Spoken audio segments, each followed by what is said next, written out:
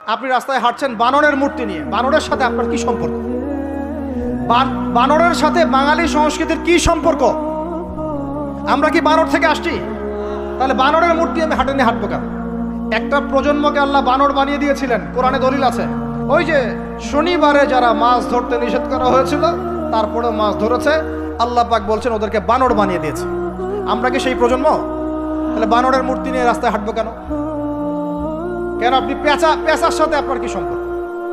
পেঁচা কি আমার ভাগ্যের প্রতীক? তো এখানে পেঁচার সাথে আপনার সংস্কৃতি কি সম্পর্ক? পেঁচা অমঙ্গলের লক্ষণ।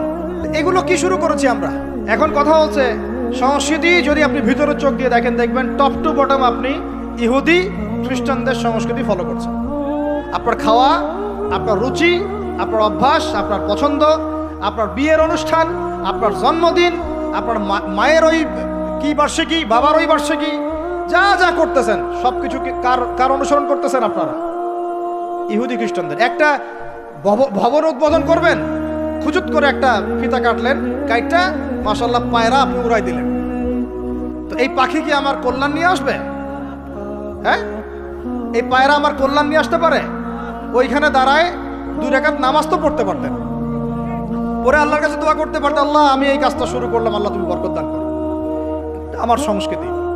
একটা দোকান করেছেন, বাড়ি করেছেন, শুরুতেই আপনি ডিজে পার্টি দিলেন, ডিজে পার্টি। সুবহানাল্লাহ।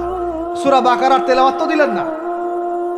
তাহলে পুরো বিশ্বের প্রত্যেকটা ডিপার্টমেন্ট, মূল জায়গাগুলো আমরা এখন নিয়ন্ত্রিত হচ্ছি, এবং ভিতরে চোখ দিয়ে যদি দেখি আমরা আমাদের শেকড় থেকে দূরে সরে গেছি। ভাই আল্লাহ পাক আমাদের সবাইকে বোঝার তৌফিক দান করেন, আমাদের এই পুরো প্রজন্মটাকে আল্লাহ পাক তওবা করে ফিরে আসার তৌফিক দান করেন। বিশ্বের বুকে ওমর রাদিয়াল্লাহু আনহুর সময় আমরা যেমন মাথা উঁচু করে বাঁচতাম, ওইভাবে বাঁচার তৌফিক দান করেন। এমন একটা জায়গায় পুরো জাতিকে নিয়ে যাওয়ার তৌফিক দান করেন যেন আমাদের ভয়ে ওরা থরথর করে কাঁপা শুরু করেন। এগুলো বললে অনেক কথা, বললে কথা অনেক দিকে চলে যায়। কথা হচ্ছে আমরা বিগত 70 বছরে আমরা একটা মিসাইল বানাতে পারি নাই এখন পর্যন্ত। কথা অনেক গভীর। আমাদেরকে ওরা ভয় করবে কিভাবে? এ বিশ্বে তো ঢাল তলোয়ার দিয়ে যুদ্ধ হয় না। ওয়াইদ্দু লাকুম মাস্তাতাতুম মিন কুওয়াতিন, সূরা আনফালের মধ্যে আল্লাহ পাক আয়াত নাযিল করেছেন, হে মুসলিমরা তোমরা শক্তি অর্জন করো, তোমরা শক্তি সামর্থ্য অর্জন করো। তুরহিবুনা বিহি আদুওয়াল্লাহি ওয়া আদুওয়াকুম, এই শক্তি দিয়ে তোমরা আল্লাহর দুশমনদেরকে ভয় দেখাবা। এটা কে বলেছেন? আল্লাহ বলেছেন। ওই শক্তি কই? তা আমরা আপোষে লড়াইয়ে পড়ে আছি, আঞ্চলিক রাজনীতি নিয়ে পড়ে আছি, ভাইয়ে ভাইয়ে মারামারি কাটাকাটি করছি, আমরা গীবত সমালোচনার রাজনীতি করছি, মূল শক্তিটা আমরা অর্জন করতে পারছি না। আল্লাহ পাক আমাদেরকে সেইটা বোঝার তৌফিক দান করেন। চিন্তা করবেন না, চিন্তা করবেন না, আমরা যদি করতে পারি আল্লাহ পাক আমাদের হাতেই বিজয় দিবেন ইনশাআল্লাহ।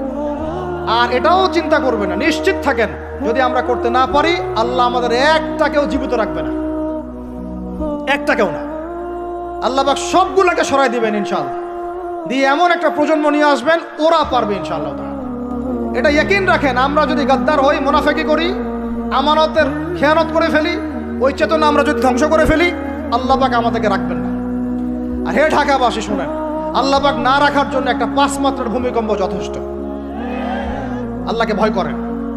ঢাকায় জেনা বেড়ে গেছে, সমকামিতা বেড়ে গেছে, মাদক বেড়ে যাচ্ছে, ইয়াবাখোর বেড়ে যাচ্ছে, ছিনতাই বাড়তেছে, কত কি হচ্ছে আমাদের শহরে, আমাদের চোখের সামনে। অশ্লীলতার কারণে এই ভূমিকম্পের আযাব আসে, নোংরামির কারণে আসে, জেনার কারণে আসে, পরকীয়ার কারণে আসে, ব্যভিচারের কারণে আসে, ঘরে ঘরে ঢুকেছে এগুলো। আল্লাহ পাক আমাদের ঢাকাবাসীকে হেদায়েত দান করেন। আমি তো আপনাদের একজন, আমি কিন্তু আপনাদের একজন, আমি আপনাদের বাইরের কেউ না, কিন্তু এগুলো দেখে আমার মনটা কাঁদে, কষ্ট হয়। ঢাকা যেমন মসজিদের শহর, এই মসজিদের শহরের মধ্যে এরকম অন্যায় অবিচার ঘরে ঘরে কেমন করে ছড়িয়ে পড়ে? কেমন করে? একটা অপরাধ হয়েছে আমাদের। অপরাধটা হচ্ছে আমরা সৎ কাজে আদেশ করেছি, অসৎ কাজে সমানভাবে নিষেধ করি নাই। সৎ কাজে আদেশের সাথে এখন থেকে অসৎ কাজে নিষেধও করবেন। আল্লাহ পাক তৌফিক দান করেন। আল্লাহ পাক এই জজবা চেতনা আপনাদের সবার মধ্যে দান করেন। আমিন। আইন হাতে তুলে নেবেন না, কিন্তু অন্যায়ের প্রতিবাদ করবেন। অন্যায়ের কি করবেন? প্রতিবাদ করবেন। শেষ পয়েন্টটা বলি, ধর্মীয় অবস্থাটা কি? ভিতরে চোখ দিয়ে দেখেন।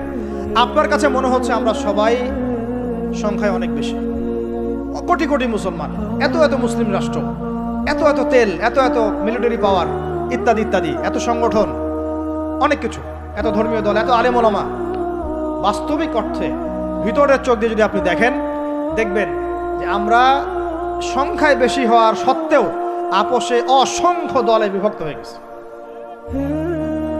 যতক্ষণ পর্যন্ত আমরা ইউনাইটেড হচ্ছি না, ধর্মতাত্ত্বিকভাবে একটা জায়গায় আসছি না, একটা জামা ফর্ম করছি না, একটা ইমারা কায়েম করছি না, এবং আমাদের মধ্যে একজন আমিরুল মুমিনিন নির্ধারণ করছি না, ততক্ষণ পর্যন্ত আপনি আল্লাহর রাস্তায় দিন ইকামত করতে পারবেন না। এটা আমাদের মূল সমস্যা, মূল গোড়ার সমস্যা। আর এই সমস্যাটাকে আম জনগণ কোনোভাবে উস্কে দিবেন না। আপনারা ওলামায়ে কেরামদের মধ্যে বিভক্তি বাড়াই দিবেন না, উস্কে দিবেন না, অনলাইন গরম করবেন না, চুপ করে থাকবেন। কিছু বলার যদি না থাকে চুপ করে থাকেন, তা বলার দরকার নাই। ওলামায়ে কেরামদেরকে একটা জায়গায় বসতে দেন। তারা যদি একটা জায়গায় বসে, একটা টেবিলে বসে, একে অপরের সাথে মোয়ানাকা করে, চা খায়, সালাম বিনিময় করে, ইনশাআল্লাহ দেখবেন ঐক্য হয়ে গেছে ইনশাআল্লাহ। এবং ওলামায়ে কেরামরা যখন আমাদের রাজনীতিবিদদের সাথে থাকবেন, একটা ঐক্যবদ্ধ শক্তি হবে, তখন দেখবেন রাষ্ট্র, অর্থনীতি, রাজনীতি এবং ধর্মতাত্ত্বিক সব দিক দিয়ে এগিয়ে যাবে ইনশাআল্লাহ। এই জিনিসটার ঘাটতি আছে আমাদের মধ্যে। আমরা অনেক সময় মনে করি ও পলিটিশিয়ানের সাথে আমার চলার দরকার নেই, ও তাগুত, ও কাফের, ও মুশরিক, ও এটা ওইটা। দেখেন, নবী করিম সাল্লাল্লাহু আলাইহি ওয়াসাল্লামকে সবচেয়ে বেশি সাপোর্ট করেছেন তার চাচা আবু তালেব। আবু তালেব মুসলমান হননি শেষ পর্যন্ত। তার বাসাতে তিনি থেকেছেন, বড় হয়েছেন, ব্যবসা করেছেন, চাচাকে কালিমা পড়াতে পারেন নাই, দ্বীনের পথে আনতে পারেন নাই। তাই বলে কি তিনি চাচার সঙ্গ ছেড়ে দিয়েছিলেন? আমরা সবাই নিজেকে আলাদা বিভক্ত মনে করি। নসিহতের মধ্য দিয়ে, সদুপদেশের মধ্য দিয়ে, একটা ভ্রাতৃত্বের বন্ধনের মধ্য দিয়ে। সবাই তো আর খারাপ না রে ভাই, সবাই কি খারাপ? এখানে অনেক অসংখ্য ভালো মানুষ আছেন, প্রত্যেকটা সেক্টরে আছে। আপনার আমার চেয়ে বেশি ইমানদার আছে, আপনি জানেন না? প্রত্যেক ডিপার্টমেন্টে আপনার আমার চেয়ে বড় বড় ইমানদাররা আছে, কিন্তু পরিবেশ পরিস্থিতির কারণে হয়তোবা তারা তাদের ইমানটাকে জাহির করতে পারছে না। আমরা উগ্র হব না, তাদের প্রতি আমরা নসিহত করব, নরম হব, সবর করব, দাওয়াত দিব, এবং তাদেরকেও আমরা আমাদের একটা প্ল্যাটফর্মে আনার চেষ্টা করবো ইনশাআল্লাহ। এভাবে যখন আস্তে আস্তে মেহনতগুলো বাড়তে থাকবে, 10টা বছর দেখেন, 10টা বছর পরে দেখবেন চিত্র পাল্টে গেছে ইনশাআল্লাহ। তবে এই দায়িত্বটা কোনো বক্তার একার নয়, কোনো আলেমের একার নয়, কোনো এমপি সাহেবের একার নয়, মন্ত্রী সাহেবের একার নয়, কোনো সরকার প্রধানের একার নয়। এখানে আপনার আমার সবার ভূমিকা আছে। সবাই যার যার জায়গা থেকে যদি আমরা ভূমিকা পালন করতে ব্যর্থ হই, এগুলো স্বপ্ন থেকে যাবে, কোনোদিন বাস্তবায়ন করতে পারবো না। সবাই যার যার জায়গা থেকে কাজ যদি ঠিক মতো করি, ইনশাল্লাহ দেখবেন আমরা ওই সোনার বাংলা ঠিকই গঠন করবো ইনশাল্লাহ। আল্লাহ পাক আমাদের সবাইকে ধর্মীয় অঙ্গনের ভেদাভেদটাকে দূর করার তৌফিক দান করেন। ধর্মীয় অঙ্গনের ভেদাভেদটা সবচেয়ে কালো হয়েছে আমাদের জন্য। ধার্মিকরা যদি একটা জায়গায় থাকতেন, তারা যদি সমাজের মধ্যে এরকম বিভিন্ন দলে দলে বিভক্ত হয়ে আলাদা আলাদা হয়ে না যেতেন, তাহলে দেখতেন আজকে থেকে 40 বছর আগেই বাংলার জমিনে দিন কায়েম হয়ে যেত। আল্লাহ রাব্বুল আলামিন আমাদেরকে ভিতরের চোখ জাগ্রত করার তৌফিক দান করেন। আর যারা স্পষ্ট মুশরিক, স্পষ্ট শিরিক করছে, স্পষ্ট বেদাতি এবং স্পষ্ট মুনাফিক, যারা জালেমের পক্ষ নেয়, ওদের সাথে ঐক্যের কোনো দরকার নাই। ওদেরকে ছাড়াই আমরা চলবো ইনশাআল্লাহ। সময় ওদেরকে মিটিয়ে ফেলবে ইনশাআল্লাহ। সময়ের স্রোতে ওরা ধুলার মতো উড়ে যাবে ইনশাআল্লাহ, কিচ্ছু করতে পারবে না ইনশাআল্লাহ। কারণ মুনাফিকদের সাথে ঐক্য হয় না। মুনাফিকদের সাথে কি ঐক্য হয়? মুনাফিকদের সাথে ঐক্য হয় না, মুশরিকদের সাথে ঐক্য হয় না। এবং যারা পাক্কা মুশরিক, পাক্কা বেদাতি, তাদের সাথে কিন্তু ঐক্য হয় না। তো এই জিনিসগুলো আমরা অ্যাভয়েড করে মুমিনদের জামাকে নিয়ে ঐক্যবদ্ধ হয়ে সামনের দিকে এগিয়ে যাবো ইনশাআল্লাহ। আল্লাহ পাক আমাদের সমস্ত ওলামায়ে কেরামদেরকে দীর্ঘ নেক হায়াত দারাজ করেন, তাদেরকে এক প্ল্যাটফর্মে বসার তৌফিক দান করেন। আলেম ওলামাদের সাথে আমাদের সরকার প্রধানদের একটা মৈত্রী এবং মিলবন্ধন আল্লাহ পাক দান করেন।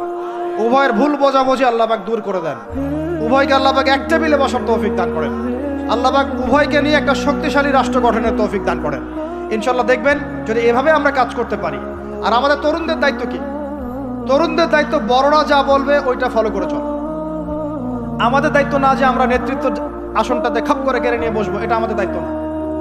যদি আমরা যোগ্য হই, আল্লাহ পাক যদি কবুল করেন, আল্লাহই আপনাকে উঁচু জায়গায় নিয়ে যাবেন ইনশাআল্লাহ। আমরা খালি চোখ কান খোলা রেখে সত্য মিথ্যা পার্থক্য করব, আমাদের বড়দের সামনে এটাকে উপস্থাপন করব। তারা যদি মুনাসিব মনে করেন, আমাদেরকে তাদের জায়গায় নিয়ে যাবে।